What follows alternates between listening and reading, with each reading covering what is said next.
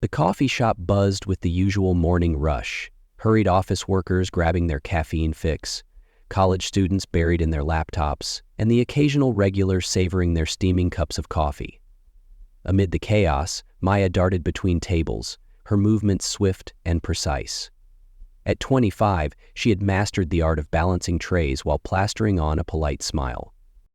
Her blonde, wavy hair was tied back into a loose ponytail, and though her face radiated warmth, her hazel eyes betrayed her weariness.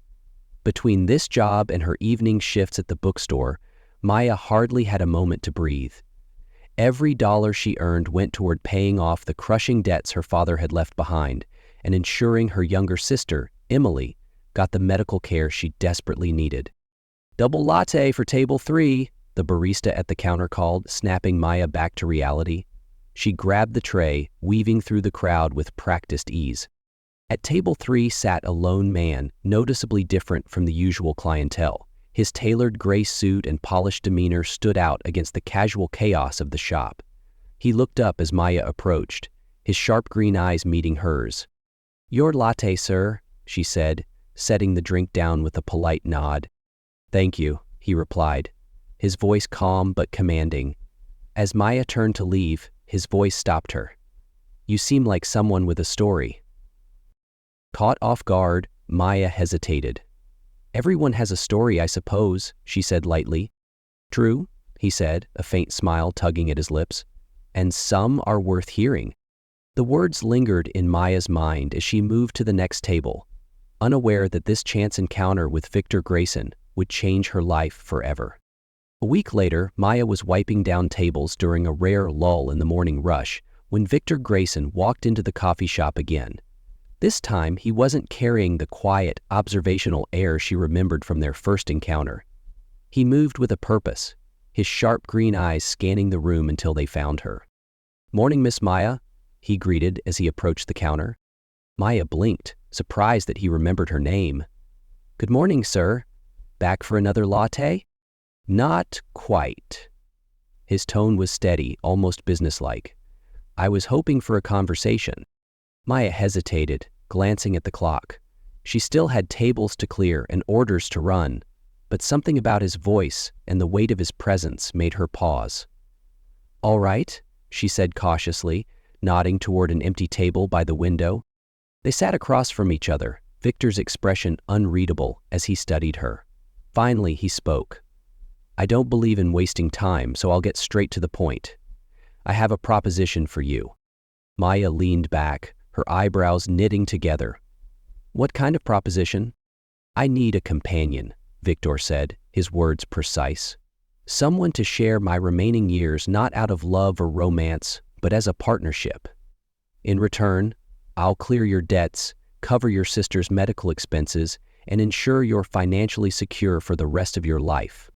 The words hung in the air like a thunderclap. Maya stared at him, waiting for some indication that this was a joke. But Victor's gaze remained steady. "You're serious?" she asked, her voice barely above a whisper. "Completely," he replied. "This is a mutually beneficial arrangement. You need financial stability, and I need someone I can trust, someone who can help me manage the years I have left." In closing, Maya's thoughts raced. This was absurd, almost surreal. "You don't even know me," she said finally. "I know enough," Victor said simply. "I see someone who works hard, who's resilient in the face of hardship. Those are qualities I admire." Her chest tightened as she thought of Emily's mounting medical bills and the debt that seemed to grow no matter how hard she worked. But doubt still gnawed at her. "What's the catch?" "There isn't one," Victor said, leaning forward slightly. "I'm offering you a way out, Maya.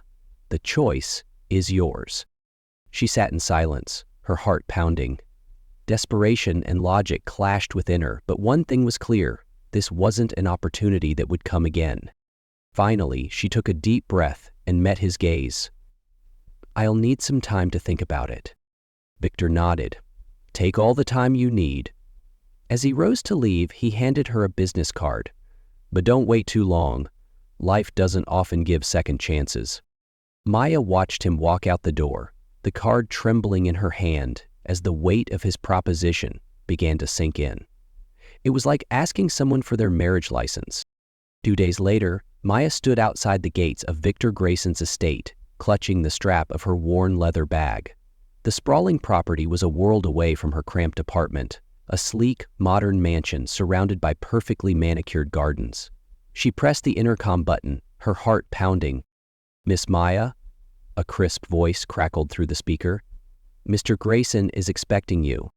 The gates opened, and Maya walked up the long driveway, the sound of her footsteps echoing in the stillness. At the front door, Victor greeted her, impeccably dressed in a tailored suit that made her feel even more out of place in her thrifted blouse and jeans. "Thank you for coming," he said, gesturing for her to step inside. The interior was even more intimidating than the exterior. High ceilings, glass walls, and polished floors that reflected the light from minimalist chandeliers. Art pieces that looked like they belonged in a museum adorned the walls. "This will be your home," Victor said as he led her through the grand halls. "Though I want to make one thing clear, our arrangement is strictly professional. You'll have your own space and privacy." He stopped in front of a set of double doors and pushed them open, revealing a spacious suite with a king-sized bed, a sitting area, and a view of the garden. "This is your room," he said. "My room is down the hall. You're free to make yourself comfortable."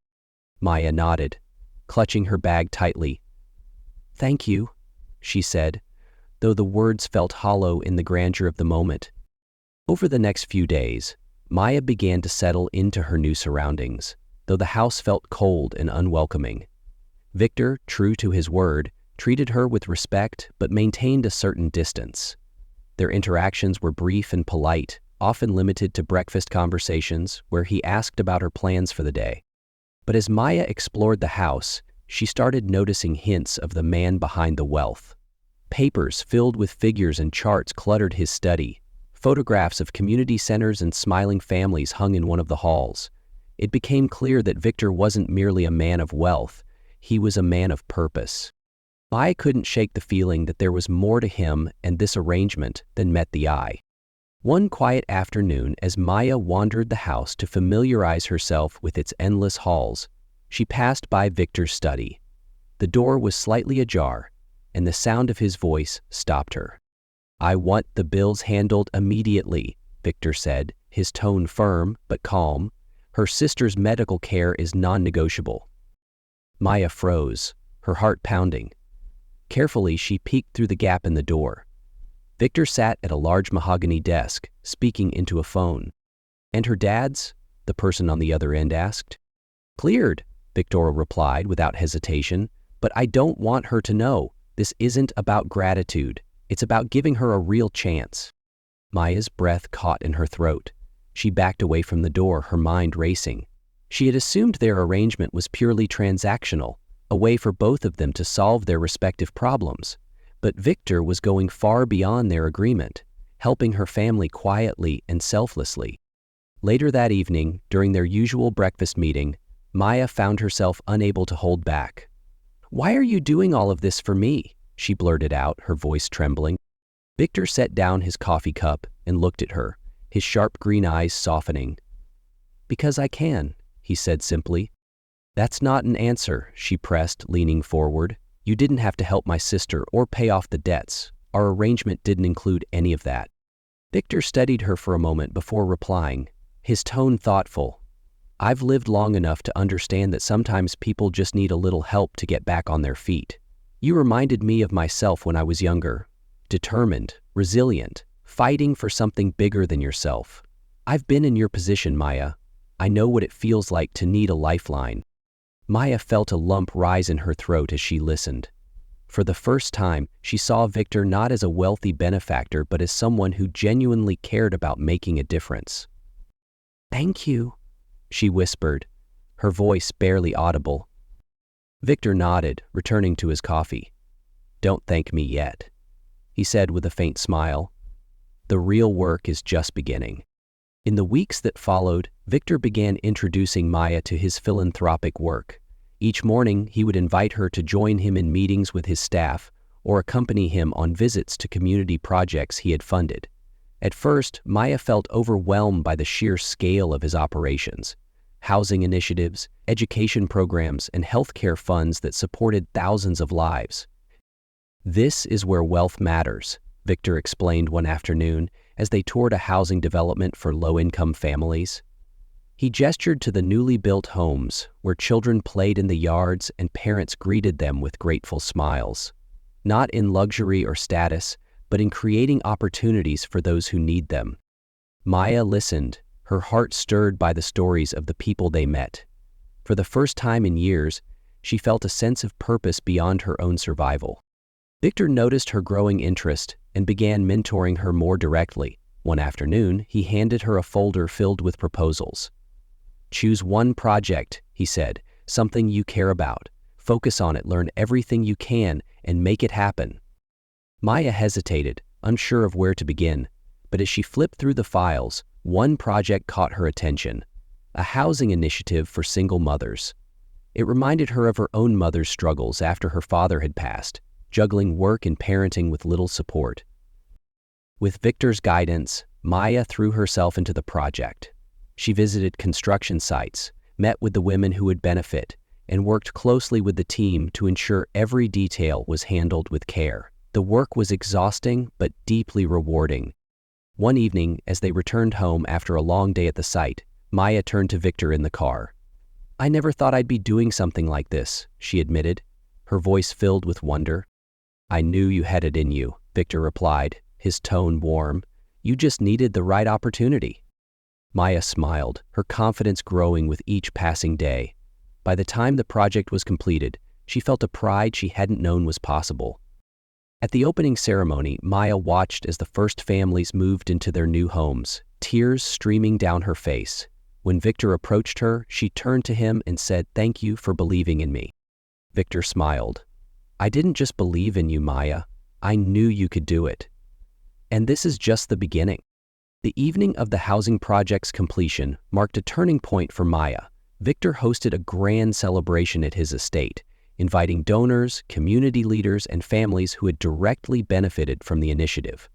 The grand ballroom glowed under the soft light of chandeliers, and the air buzzed with excitement and admiration. Maya stood near the entrance, her sleek, navy Yule dress reflecting the elegance of the evening. Though she had been praised for her leadership throughout the event, her nerves felt raw. This was her first time standing at the center of such attention, and it felt both exhilarating and overwhelming. Victor approached her, as calm and composed as ever in his sharp black suit. "Relax, Maya," he said, his tone reassuring. "You've earned this." Before she could respond, Victor stepped onto the stage at the center of the room. As the applause subsided, he began to speak, his voice steady and commanding. "Ladies and gentlemen," he started, his gaze sweeping over the crowd. "Tonight we celebrate more than just the completion of a housing project. We celebrate hope, resilience, and the power of determination." He paused, his eyes finding Maya's in the crowd. "And none of this would have been possible without someone very special, Maya." Maya froze as the room erupted into applause. Victor gestured for her to join him on stage. Her legs felt heavy, but the warmth in his gaze gave her courage. Standing beside him, she listened as he continued. "Maya has not only proven herself capable, but extraordinary. Her passion and leadership have breathed new life into this foundation. Tonight, I am proud to announce that Maya will take over as the head of the Grayson Foundation." Gasps rippled through the crowd, but none matched Maya's own shock. Victor smiled at her gently. "You've earned this, Maya, and I know you'll make us proud." As the applause roared around her, Maya felt the weight of the responsibility, but also an overwhelming sense of gratitude. She turned to Victor, tears brimming in her eyes, and whispered, "Thank you." He nodded, his voice quiet but firm. "Carry it forward." Years had passed since that transformative evening in the Grayson Estates Grand Ballroom. Maya now stood in the Foundation's headquarters, a modest yet welcoming office adorned with photos of smiling families, children in classrooms, and communities thriving thanks to the initiatives she had championed. At the center of the room hung a portrait of Victor Grayson. His piercing green eyes and calm expression seemed to watch over her, a silent reminder of the man who had forever changed her life. Maya stepped closer, gently brushing her fingers along the edge of the frame. "Victor," she said softly, her voice trembling with emotion, "I don't know where I'd be if you hadn't believed in me. You didn't just help me." Her voice caught, and she took a steadying breath. "You gave me a purpose, a chance to touch lives the way you touched mine." Maya wiped away a tear, her lips curving into a smile. "I promise I'll keep making you proud. I'll carry forward everything you taught me." As sunlight streamed through the office windows, Maya stood tall, no longer the struggling barista she had once been. She had become a leader, a change maker, and a symbol of hope for countless others. The legacy Victor had entrusted her with was now thriving under her care, expanding its reach to help more people than she had ever imagined. That evening, as Maya reflected on her journey, she realized just how much her life had transformed. What had started as an unlikely partnership became the foundation for a life filled with purpose and meaning. Victor's lessons remained at the heart of her work, that true wealth lies in the lives we touch and the legacies we leave behind. And with every step Maya took, she honored his belief in her, paying it forward to those in need of a second chance.